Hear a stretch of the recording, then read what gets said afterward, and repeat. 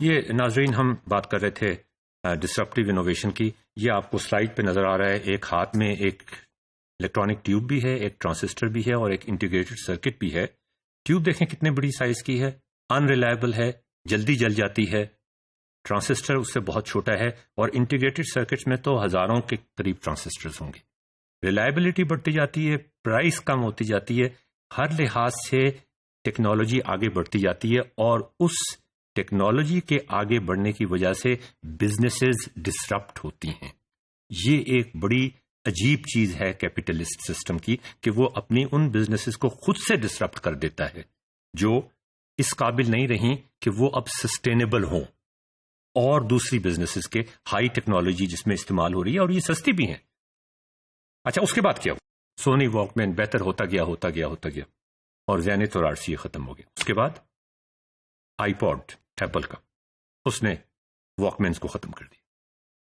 زیادہ ریلائبل, زیادہ ایفیشنٹ, شاید تھوڑا سا مہنگا, لیکن تو یہ.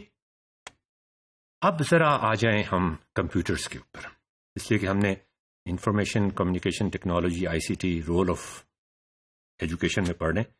IBM 1130 کا ہم پہلے ذکر کر چکے ہیں. $32,000 کی یہ مشین 1965 میں. میموری اس کی 64K کے قریب ہماری یونیورسٹی میں موجود تھی. اس زمانے میں 32,000 صرف اسکولز, کالجز, بینکس افورڈ کر سکتے تھے. میں ہم نے یہ بھی ڈسکس کیا تھا کہ technology computers can be addictive, provide feedback without embarrassment, technology can be disruptive, جس کی ہم بات کر رہے ہیں.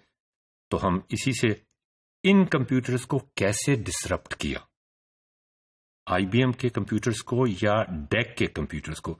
ناظرین اس زمانے میں IBM تو ٹھیک ہے, ابھی بھی بہت بڑا سیٹ اپ ہے, وائٹ کالرڈ سیٹ اپ کہا جاتا ہے IBM کو. انہوں نے بہت ایڈجسٹ کرنے کی کوشش کی نئی انوائرمنٹ میں, ورنہ خود بھی ڈسرپٹ ہو جاتے. 10 سال پہلے 70%, 80%, بلکہ 90% لوگ ان کے جب آفس جاتے تھے تو کارڈ ڈالتے تھے ایک مشین میں اور ان کی اٹینڈنس ریکارڈ ہو جاتی تھی. 5 بجے جب وہ نکلتے تھے دوبارہ کارڈ ڈالتے تھے اور ان کا واپس جانے کا ٹائم نوٹ ہو جاتا تھا. اگر وہ گڑبڑ کرتے تھے ٹائم میں تو ان کی تنخواہ کٹ جاتی تھی. IBM کو احساس ہو گیا اس طرح کام نہیں چلے گا. اب 70% ایمپلائیز IBM کے, اچھی خاصی پرسنٹیج, 70 مجھے ایگزیکٹلی یاد نہیں ہے, وہ گھر سے بیٹھ کے کام کرتے ہیں. بزنس ماڈل تبدیل ہو گئے. اچھا اب IBM کے ساتھ جو مقابلہ ہوتا تھا, کس کا مقابلہ ہوتا تھا؟ ڈیٹا جنرل کا. IBM کے ساتھ ڈیٹا جنرل کا مقابلہ ہوتا تھا اور ڈیجیٹل کارپوریشن کا ڈیک کا مقابلہ ہوا کرتا تھا. IBM کا اتنا مقابلہ نہیں ہوتا تھا, اس لیے کہ IBM زیادہ تر بزنس کے لیے کرتا تھا. ایجوکیشنل انسٹیٹیوٹس میں ڈیٹا جنرل ہوتا تھا یا ڈیک کی مشین ہوتی تھی.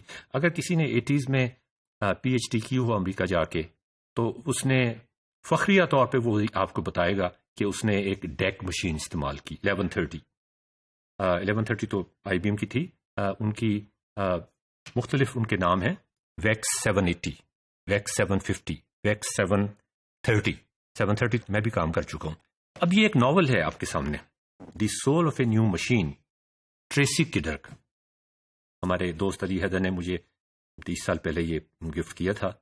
Civil of a new machine, اس میں وہ ذکر کرتا ہے کہ کس طرح سے جب یہ ڈیٹا جنرل اور ڈیک کا مقابلہ ہو رہا تھا تو وہ بھی ایک کمپیوٹر مارکیٹ میں لانا چاہ رہے تھے, یہ بھی ایک کمپیوٹر مارکیٹ میں لانا چاہ رہے تھے, اور 780 پہلے آ گیا مارکیٹ میں. اور ڈیٹا جنرل والے یہ دیکھنا چاہتے تھے کہ انہوں نے کیا کیا انوویشنز کی ہیں, ہم بھی یہ کرنا چاہ رہے ہیں, لیکن دیکھیں پتہ تو چلے نا انہوں نے کیا کیا کیا. تو جو ان کا چیف ڈیزائنر تھا, یہ آپ کو سلائڈ پہ نظر آ رہا ہوگا, ٹام ویسٹ, اس نے اپنے دوست کو, ایک کمپنی کے دوست کو فون کیا کہ بھئی تم نے ابھی 780 خریدا ہے تو میں ذرا آ کے نظر مار سکتا ہوں اس کے اوپر. اس نے کہا ہاں آ کے دیکھ لو. اب یہ تھوڑا سا ان پروفیشنل ہو جاتا ہے کہ آپ ایک کمپیوٹر جو آپ کے ساتھ کمپیٹ کر رہا ہے, آپ کی پروڈکٹ کمپیٹ کر رہا ہے, آپ اس کا کمپیوٹر کھول کے بھی دیکھیں. تھوڑی دیر بعد اس نے کہا میں اس کا پیچھے سے چیسز کھول کے دیکھ سکتا ہوں. اس نے کہا چلو یار یہ بھی کر لو, لیکن کوئی چیز نکالنا نہیں باہر. انہوں نے کہا ٹھیک ہے.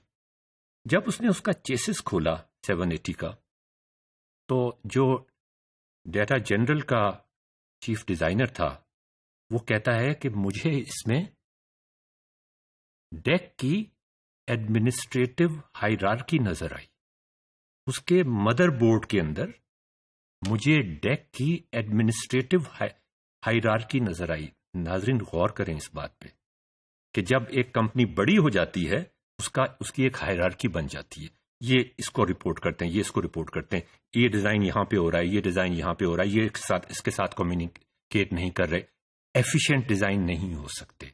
وہ ایڈمنسٹریٹو ہائرارکی آپ کے ایفیشینٹ ڈیزائن کے سامنے حائل ہو جاتی ہے, رکاوٹ بن جاتی ہے. تو اس میں یہ بڑی خوبصورت کہانی ہے, یہ اگر آپ پڑھنے کی کوشش کریں. اچھا, تو اس کے بعد پھر ان کا کمپیوٹر جو مارکیٹ میں آ گیا اور وہ بھی بہت کہانی یہاں پہ ختم ہو جاتی ہے. تو میں آپ کو بتا یہ رہا تھا کہ کس طریقے سے جو چھوٹے چھوٹے کمپیوٹر وینڈرز تھے انہوں نے ان بڑے کمپیوٹر وینڈرز کو ختم کرنے کی کوشش کی. ڈیٹا جنرل تو پھر بھی بہت بڑا کمپیوٹر تھا. اب میں ایک بہت چھوٹے کمپیوٹر کی بات کرتا ہوں اور اس کی کہانی نیکسٹ ماڈیول میں.